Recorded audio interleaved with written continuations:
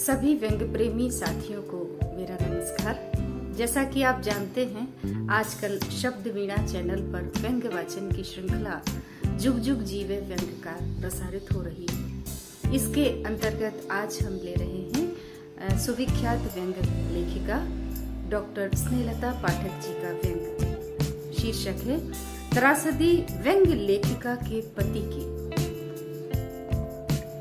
पत्नी को सामने देख एकाएक मैंने घड़ी पर नजर दौड़ाई। ठीक 1 घंटा ऊपर हो चुका था। कुछ समझ में नहीं आ रहा था कि सामने पत्नी खड़ी है या बॉस। फिर भी सकपकाते हुए मैंने पूछा, अरे आ गई तुम? क्यों, आप क्या समझते हैं लेने नहीं आएंगे तो मैं आ भी नहीं सकूंगी?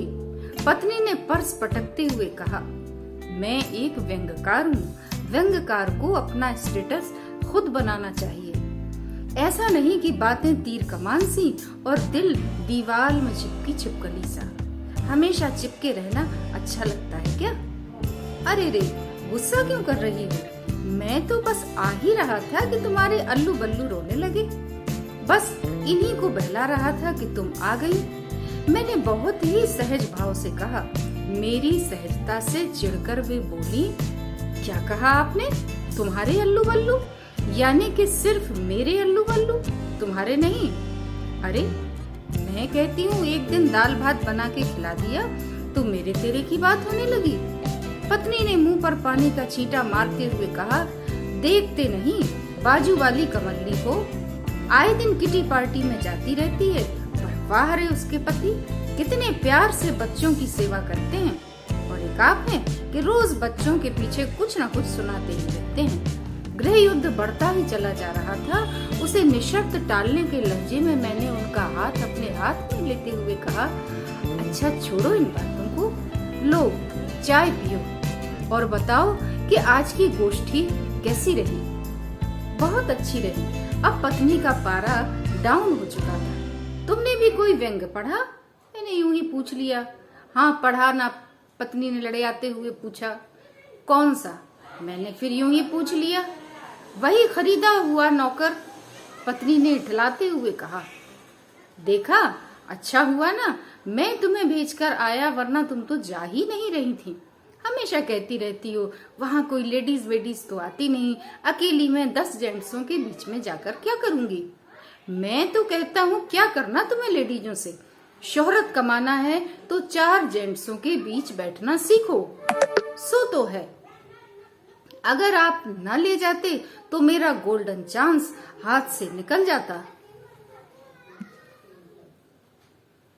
पत्नी ने चमचे की तरह हामी भरकर मुझे खजूर के पेड़ पर लटकाना चाहा, मगर मैं तो इसके पहले ही गोल्डन चांस वाली बात सुनकर सीधा आसमान से धरती पर गिर चुका था।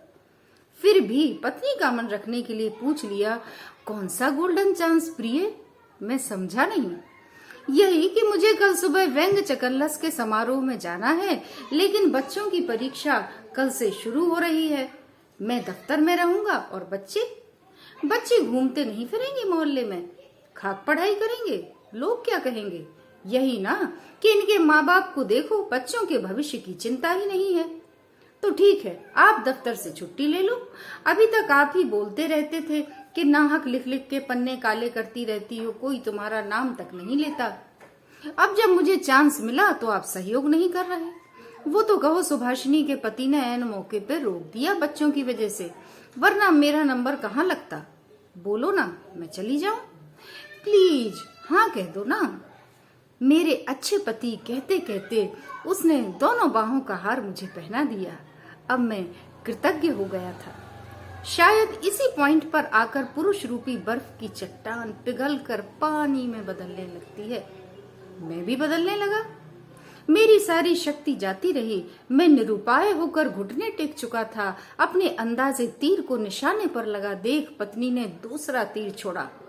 ए सुनो ना, आज के दिन आप खाना बना लो ना, तब तक मैं नया व्यंग लिख डालती हूँ। पत्नी के इस दूसरे तीर से मैं भाप बनकर ऊपर उड़ने लगा था। मैं अस्तित्वहीन हो चुका था। मुझे लगा जैसे पत्नी का लिखा व्यंग झूठा नहीं है। खरीदा हुआ नौकर। हाँ, मैं खरीदा हुआ नौकर ही तो हूँ। उसके माता पिता ने मेरे माता पिता को दहेज देकर ही खरीदा है। मेरी विचार तंद्रा अभी क्लाइमेक्स पर पहुंच भी नहीं पाई थी कि पत्नी ने पूरी तरह झंझोड़ कर रख दिया। अरे सो गए क्या? उठो ना, कल से चैन से सोना जब मैं चली जाऊं। पत्नी मठा फेरने के अंदाज में गोल मोल जीभ घुमाते हुए बोली, अब सो जाओ, रात के 11 बज चुके हैं। मैंने टालते हुए कहा, मुझे कोई नया विषय बताओ ना, सोने की इतनी जल्दी क्या? उसने फिर झंझोड़ा, वही नौकर वाला पढ़ देना, इससे अच्छा विषय नहीं मिलेगा। अरे वो तो बहुत पुराना हो गया, घिसा पिटा, शादी के 1 साल बाद ही लिख लिया था, अब तो 12 साल हो गए। कोई नया विषय बताओ ना, मेरा दिमाग मत चाटो।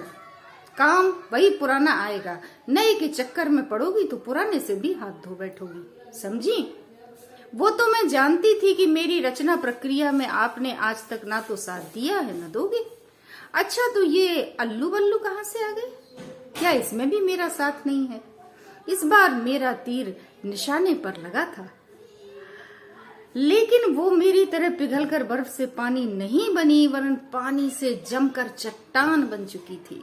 देखो जी, उल्टी सीधी बातें करके मेरा मूड खराब मत करो। पत्नी कमर कसकर योद्धा की भांति ललकारते हुए बोली। मैं डर गया, आधी रात को कहीं बच्चे जाग गए तो? सो पत्नी को शांत करने की गरज से कहा, सुनो, मेरे ऊपर ही क्यों नहीं लिख डालती, जैसे एक बेचारा, रात का उल्लू, ईमानदार सेवक, पिंजरे का तोता, आदि आदि। मेरी बात पर पलटवार करती हुई वो बोली, विनोदिनी कह रही थी कि सेमिनार अंतरराष्ट्रीय स्तर का है, कोई नया और बेजोड़ विषय लेके जाना। देखो सत्यभामा, मैंने कितनी बार कहा कि किसी के रंग में रंग कर घर मत आया करो, लेकिन तुम जब भी घर से बाहर जाती हो किसी न किसी के रंग में रंग कर ही घर आती हो। मेरी बात सुनकर वे अनरसे की तरह बिखर गईं। बोली, मेरा मुंह मत खुलवाना। हाँ, तुम यही जताना चाहती हो कि मैं भी बाहर किसी के रंग में रंगा रहता हूँ, तो सुन लो, मैं मर्द हूँ, मर्द की तरह ही रहूंगा, कोई पप्पू नहीं। मेरी बात सुनकर वो तपाक से बोली, तो सुन लो, मैं भी आपको पप्पू बोलकर पड़ोसी पप्पू का अपमान नहीं कर सकती।